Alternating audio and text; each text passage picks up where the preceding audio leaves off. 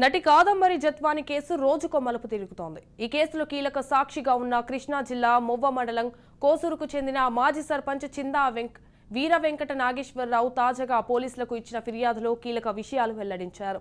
ఈ వ్యవహారంతో తనకు అసలు సంబంధమే లేదని తేల్చి చెప్పారు. వైసీపీ నేత కుక్కల విద్యాసాగర్ ఫిర్యాదులో కీలక సాక్షిగా ఉన్న ఆయన చేసిన ఈ వ్యాఖ్యలతో కేసు మరో మలుపు తిరిగింది.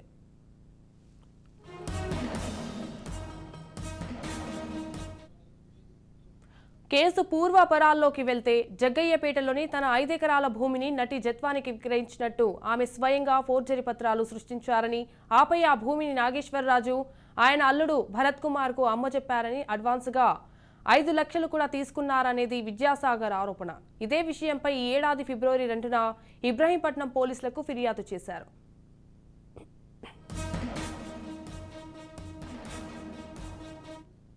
ఇక ఈ ఆరోపణలపై తాజాగా నాగేశ్వరరాజు కూచిపూడి పోలీసులకు ఫిర్యాదు చేస్తూ తమకు ఎవరు భూమిని విక్రయించాలని అనుకోలేదని, తాము ఎవరికి అడ్వాన్స్ ఇవ్వలేదని పేర్కొన్నారు. విద్యాసాగర్ తండ్రి ఆయన కుక్కల నాగేశ్వరరావు తమకు సన్నిహితుడని, అయితే విద్యాసాగర్తో తమకు ఎలాంటి సంబంధం లేదని తేల్చి చెప్పారు.